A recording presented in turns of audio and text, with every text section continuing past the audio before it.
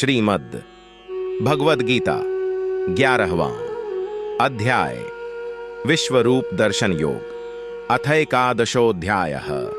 अर्जुन उवाच मदनुग्रहाय परमं गुह्यमध्यात्म संजितं यत्त्वयोक्तं वचस्तेन मोहोयं विगतो मम। अर्जुन बोले, मुझ पर अनुग्रह करने के लिए आपने जो परम गोपनीय अध्यात्म विषयक वचन अर्थात उपदेश कहा, उससे मेरा यह अज्ञान नष्ट हो गया है।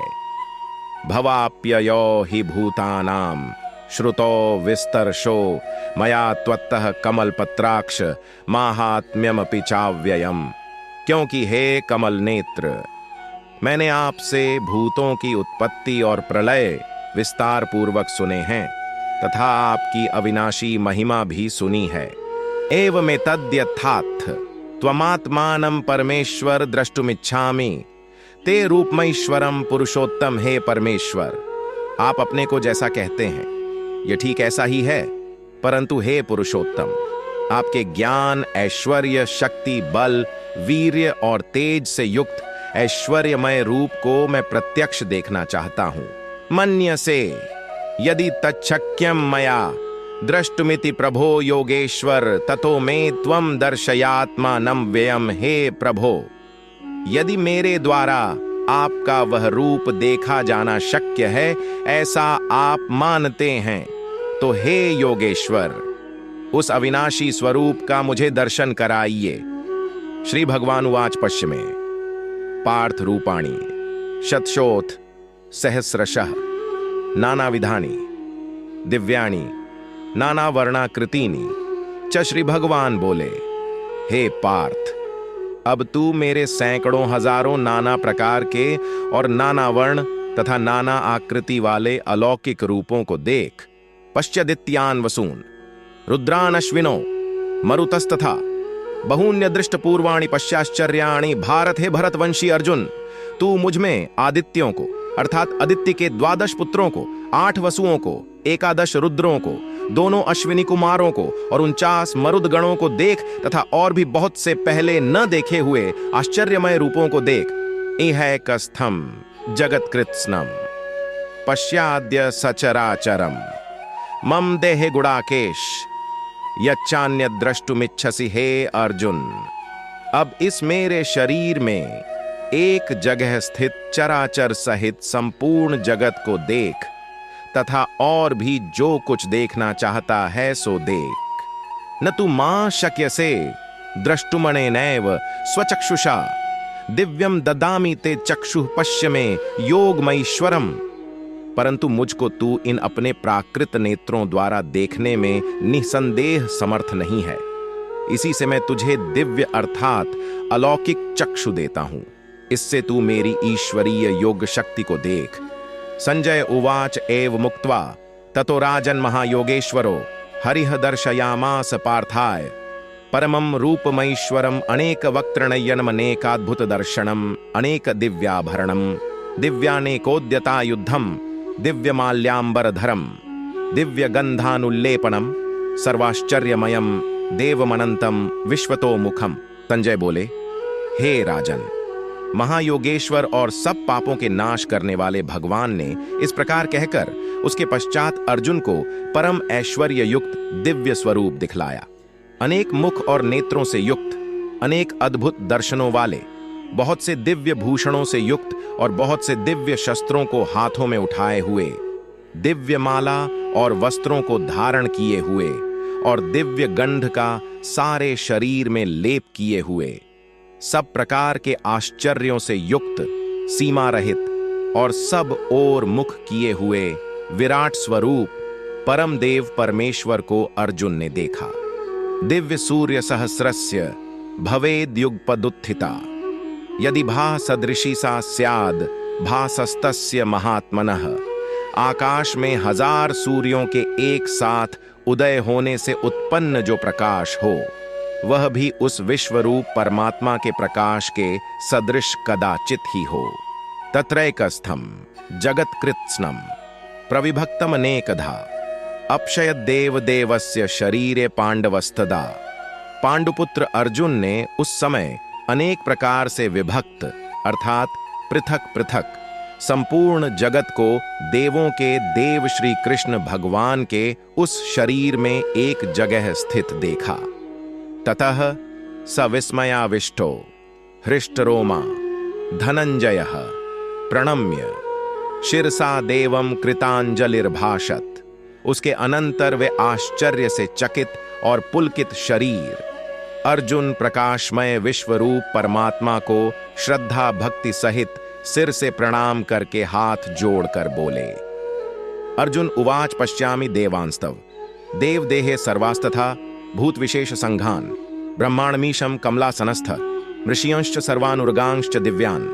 अर्जुन बोले, हे देव, मैं आपके शरीर में संपूर्ण देवों को तथा अनेक भूतों के समुदायों को, कमल के आसन पर विराजित ब्रह्मा को, महादेव को और संपूर्ण आर्षियों को तथा दिव्य सर्पों को देखता हूं। अनेक बाहूदर वक्त्र नेत्रम पश्यामि त्वाम सर्वतोऽनंत रूपम नान्तं न मध्यम न पुनस्तवादिम। पश्यामि विश्वेश्वर विश्वरूप, हे संपूर्ण विश्व के स्वामिन। आपको अनेक भुजा, पेट, मुख और नेत्रों से युक्त तथा सब ओर से अनंत रूपों वाला देखता हूं। हे विश्वरूप, मैं आपके न तो अंत को देखता हूं, न मध्य को और न आदि को ही।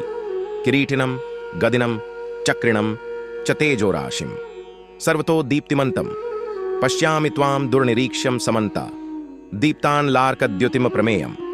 आपको मैं मुकुट युक्त, गदा युक्त और चक्र युक्त तथा सब ओर से प्रकाशमान तेज के पुंज, प्रज्वलित अग्नि और सूर्य के सदृश ज्योति युक्त, कठिनता से देखे जाने योग्य और सब ओर से अप्रमेय स्वरूप देखता हूं। त्वमक्षरम परमम वेदितव्यम त्वमस्य विश्वस्य परम निधानम त्वमव्ययः शाश्वत धर्म गोप्ता सनातनस्त्वम पुरुषो मतो में। आप ही जानने योग्य परम अक्षर अर्थात परब्रह्म परमात्मा है। आप ही इस जगत के परम आश्रय हैं। आप ही अनादि धर्म के रक्षक हैं और आप ही अविनाशी सनातन पुरुष हैं, ऐसा मेरा मत है।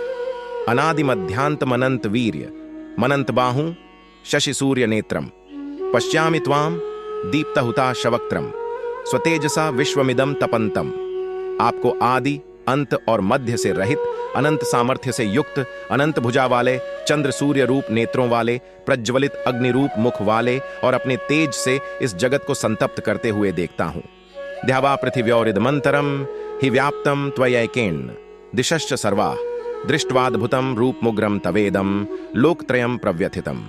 महात्मन, हे महात्मन, यह स्वर्ग और पृथ्वी के बीच का संपूर्ण आकाश तथा सब दिशाएं एक आप से ही परिपूर्ण है तथा आपके इस अलौकिक और भयंकर रूप को देखकर तीनों लोग अति व्यथा को प्राप्त हो रहे हैं। अमी हित्वा सुरसंघा विशन्ति केचित् भीताः प्राञ्जलयो गृणन्ति स्वस्तीत्युक्त्वा महर्षि सिद्ध संघाः स्तुवन्ति त्वाम स्तुतिभिः पुष्कलाभिः।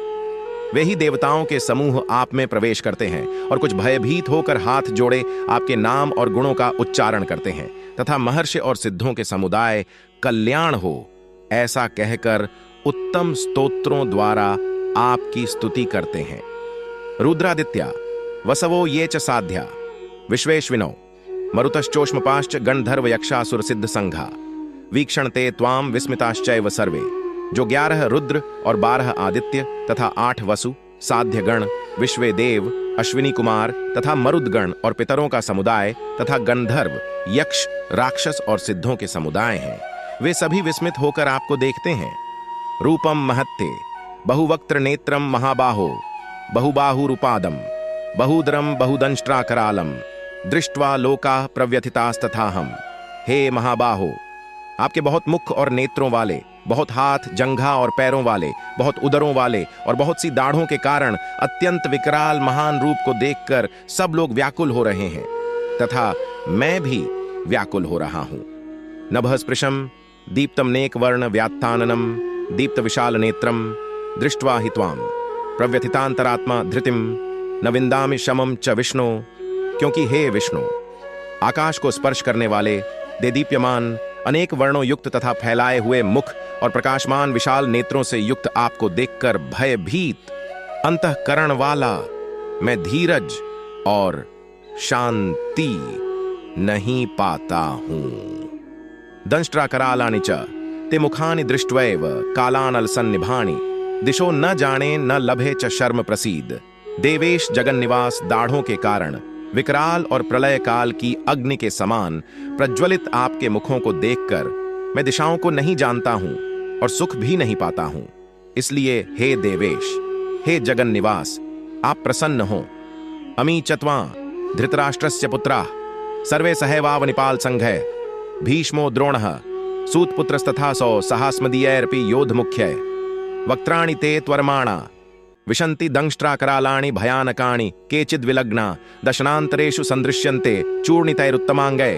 वे सभी धृतराष्ट्र के पुत्र राजाओं के समुदाय सहित आप में प्रवेश कर रहे हैं और भीष्म, पितामह, द्रोणाचार्य तथा वह कर्ण और हमारे पक्ष के भी प्रधान योद्धाओं सहित सब के सब आपके दाढ़ों के कारण विकराल भयानक मुखों में बड़े वेग से दौड़ते हुए प्रवेश कर रहे हैं और कई एक चूर्ण हुए सिरों सहित आपके दांतों के बीच में लगे हुए दिख रहे हैं।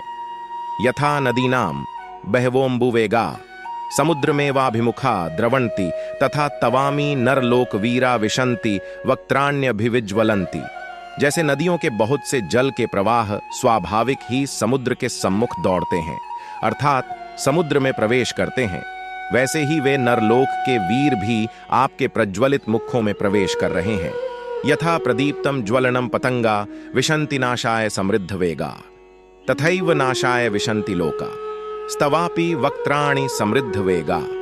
जैसे पतंग मोहवश नष्ट होने के लिए प्रज्वलित अग्नि में अति वेग से दौड़ते हुए प्रवेश करते हैं, वैसे ही ये सब लोग भी अपने नाश के लिए आपके मुखों में अति वेग से दौड़ते हुए प्रवेश कर रहे हैं।